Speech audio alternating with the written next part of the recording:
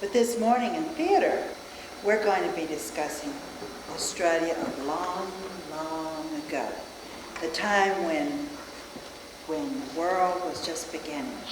And the Aborigines lived out in the middle of Australia, and they didn't have science books or Discovery Channel, so they had to try to understand why things happened like they did. So they made up stories. Stories. They call them legends or folk tales in a lot of countries, but in Australia, they call them dreamings. So that's what we're going to do today. We're going to have you come up on the stage with us and join us in your dream time long, long ago. Okay? Are you all ready? Okay. In an orderly fashion, please come up and join us. Sit down here and face us. Behind the line. But you don't want to get a little bit more in the middle. Where your leg here. Look at that. We all sit up there? Yes, all. Oh, okay, let's go. Hi. Some of our theater men. We don't have time for a set, but you all can play this yet. We can have two people up here. Now this is a musical instrument. Now listen as I play it. Listen as I play it.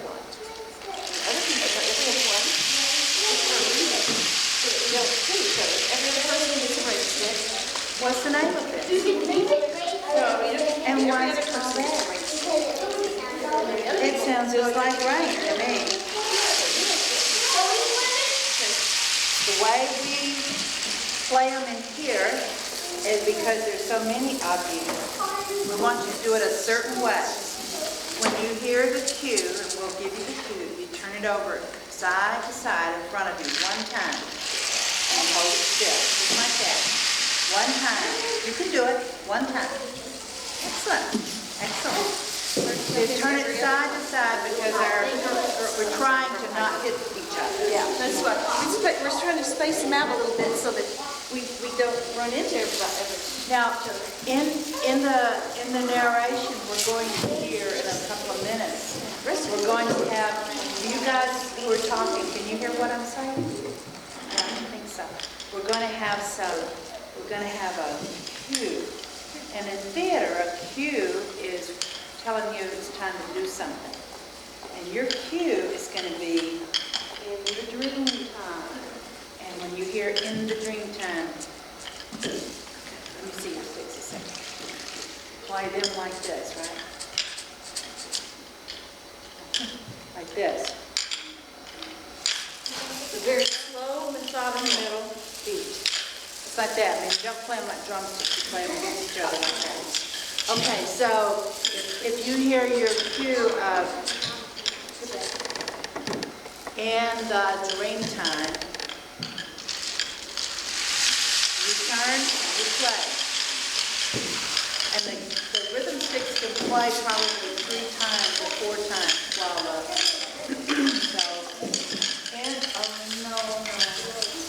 in the dream time.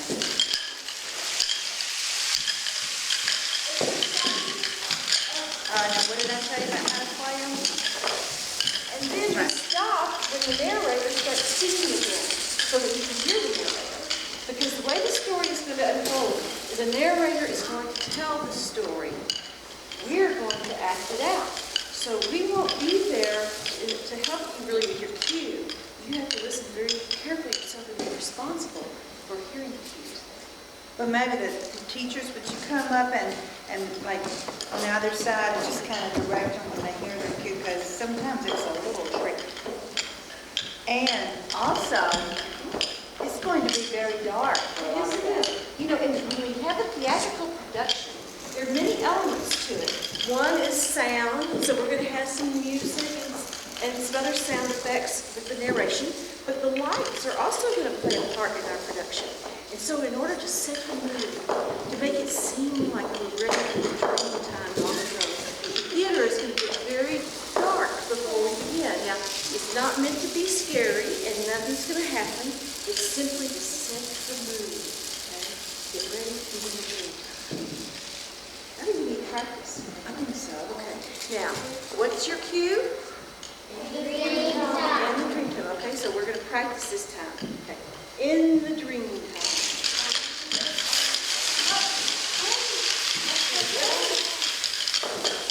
In the dreamtime. Side to side. Do it side to side. Okay, that's pretty much got it. It's rolling a couple of us, but I think it stays. Yes. Okay. All righty. I think you're ready. You think you're ready? Now remember, proper stick etiquette requires that you have it on the ground, up and down, when it's not in use, and we don't shake it and rattle it or anything else because you could bump your neighbor over the head. Also, we can't hear. We can't hear. That's the issue. Okay, you ready? Oh, I'm sorry, but we have to be very careful with this. Right? Now you stay there, and we'll go get ready to get started.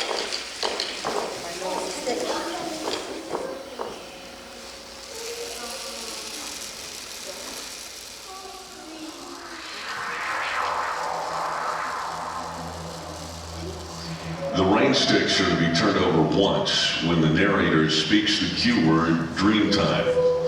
The narrator will pause after saying Dreamtime to allow you to turn your sticks over.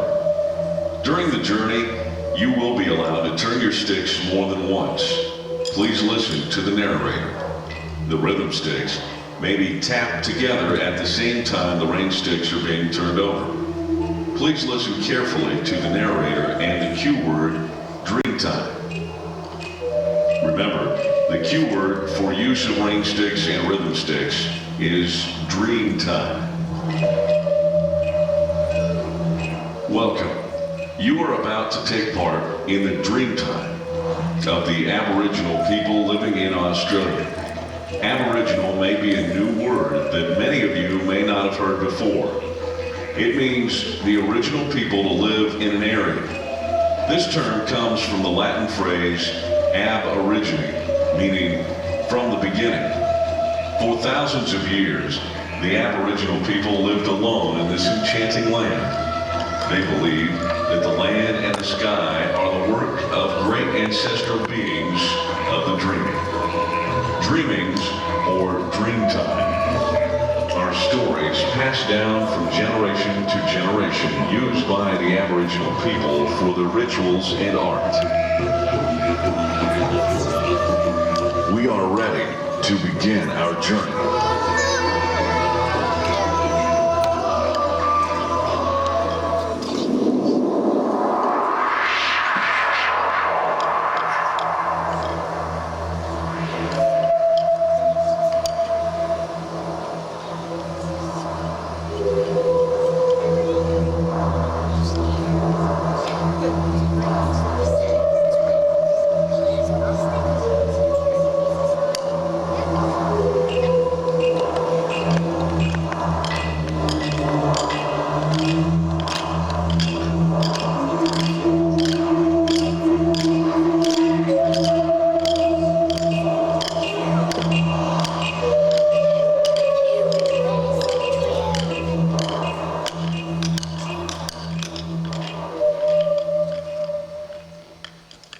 The Crow and the Eagle.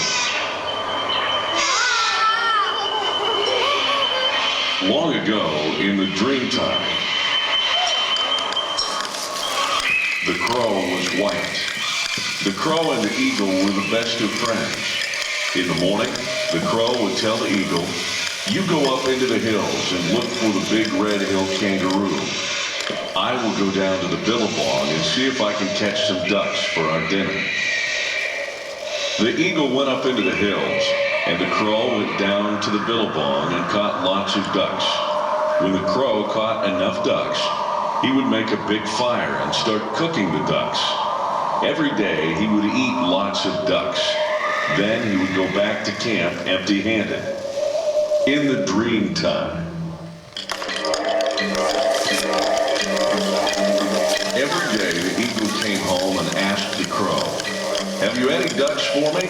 And the crow would say, "Sorry, I didn't catch anything today." Then one day the eagle thought, "That crow is up to something. He's telling me lies." in the Dreamtime. One day, the eagle came back early to camp to find the crow rushing around, hiding the cooked ducks under some leaves. The eagle could see the grease and black ashes around the crow's mouth where he had been eating. So, that's what you've been up to. You've been hiding my share of the food and telling me lies. The eagle got angry, grabbed the crow and threw him into the black ashes until the crow was black all over. Some of the eagle's feathers got some ashes on them too. That's why he's brown. And that's why the crow is black today. In the Dreamtime. In the Dreamtime. In the Dreamtime. In the Dreamtime.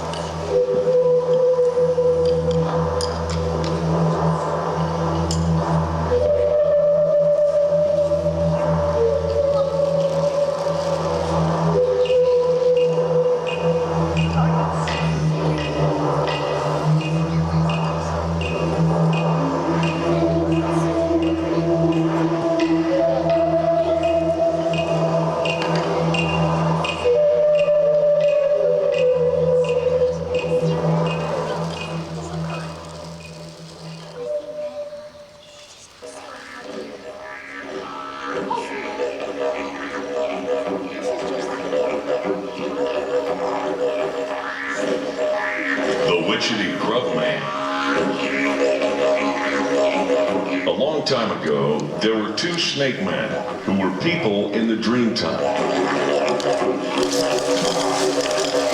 They were brothers, but one got jealous. The jealous brother changed the other brother into a snake. The snake went into a lake and is still living in the lake today.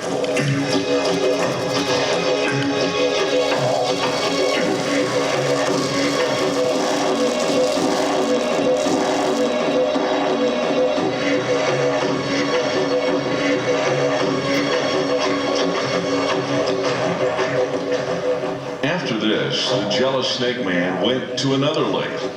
There, he met the witchetty people.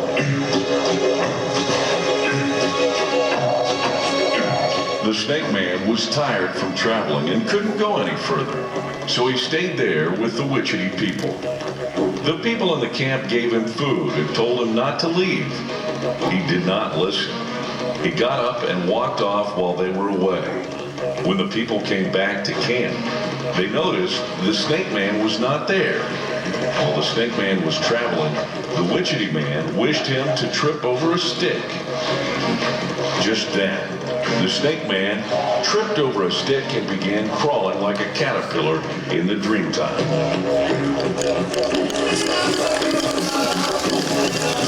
Get up, get up, try to walk, said the old witchetty man. I can't get up. I'm too weak. I think I'll die right here, he answered. They were shaking him, trying to wake him up. He changed into a witchetty grub. In that country, when people die, they change into witchetty grubs in the Dreamtime.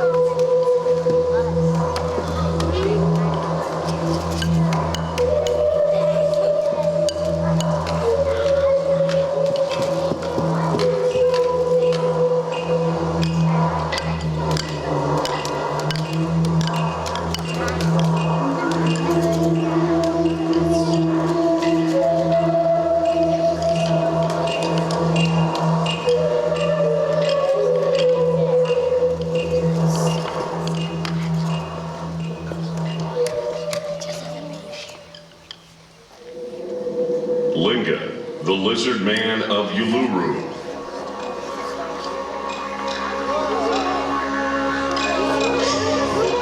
A long time ago, Linga, the lizard man, was making a boomerang in the Dreamtime.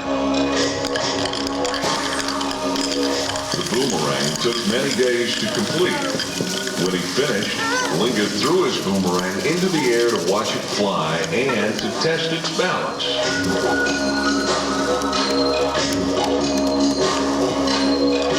The boomerang soared through the sky, whirled across the desert flats, and finally buried itself in the huge red hill of sand, which was to become known as Uluru in the Dreamtime.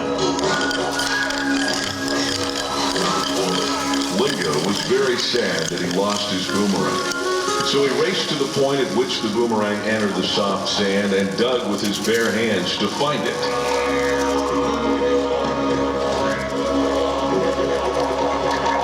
The Aboriginal people believe that the deep holes and crevices on Uluru were made by Linga's digging for his boomerang in the Dreamtime. In the Dreamtime. In the Dreamtime.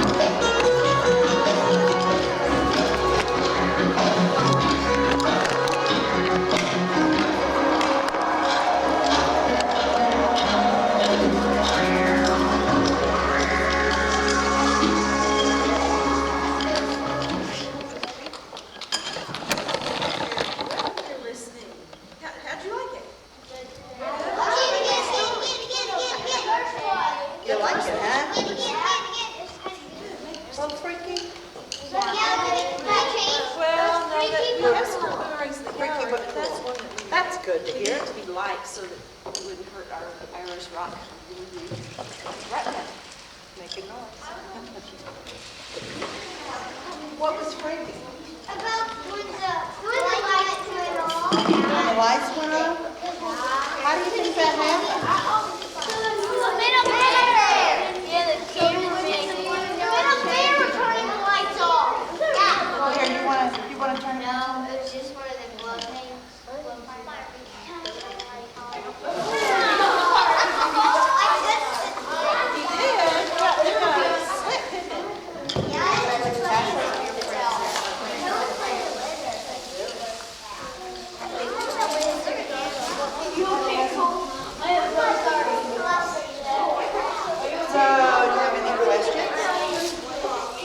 Do you have any questions?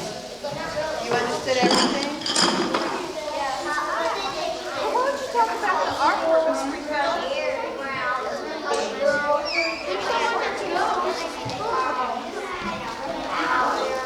All right, let me have your attention, please. Let me have your attention, please. This is your first segment of hands-on, but in 2 or 3 times you will go to the art room and you'll learn a lot about Aboriginal dot art. But we use some dot art today. This is an interpretation of a real piece, and it tells the whole story that we told with the crow and the eagle. Up in the top left-hand corner, you see the eagle. It's called dot art because it's just dot, dot, dot, dot, dot. Of different colors, are all earth tone colors. Things that they can make colors from the earth. And the right-hand side, that's the sun. And the lower right-hand side is the crow. I guess before he got in the fight with the eagle, because he's mostly white there, but he turned mostly black because he got thrown into a fight. And then that in the center, the little round series of pictures, that represents a billabong, which is a pond, a water place where ducks and fish might be. And you see the duck over here on the bottom left, and then the fish. So this is the whole story told in dot art. Now over here is another dot art story. It's a different story. This one has got the 2 snake brothers. The circle is up on the top left. those represent the two snake brothers. And then the bean shaped on the bottom right It's the lake. is, the lake where one of them went to live. And then all down the center, a white shape here and a white shape here with a little red and a little red, those are grubworms. Those are grubworms, like the witchetty grub person that came out.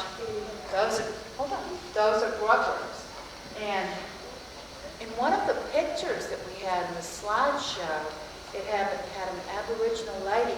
She had on a hat, I think, and she's holding up this little white thing. Yes. Remember that picture?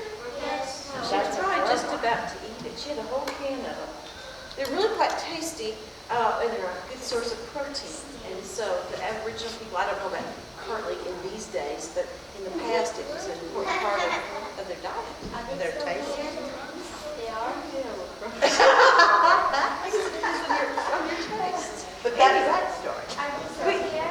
The Aboriginal people, yes, Yes, they're they still there. are. In fact, you saw some people in the slides that we showed you. Those were the people who were decorated with paint. Some of those were the Aboriginal people. And the older man who had a hat on and a kind of a khaki Horse ranger. horse ranger. He was giving a guide to art. He has a question right Okay, here. we have just time for one question. Yeah, and then we Oh. can go. Is that real fire over there? No, it's not. Actually, it's controlled from up above. We have a technical director who looks like he's not up in his booth. Oh, there he is. Oh, There he is. Hi, And he Byron. can turn on our fire. It's just Hi, Nana. Byron's our magic man. fire. It's just a fan with some See? wall. And it looks like fire. Oh, you're going to get burned, Janet. No, don't play with fire. But we have a light, and then it's just some pieces of material and a fan. And when the music's playing, you really can't hear the fan, so it's not quite so obvious. Okay, I is have that legs. If you're ready, stand up and line up with me. And I'm going to take you to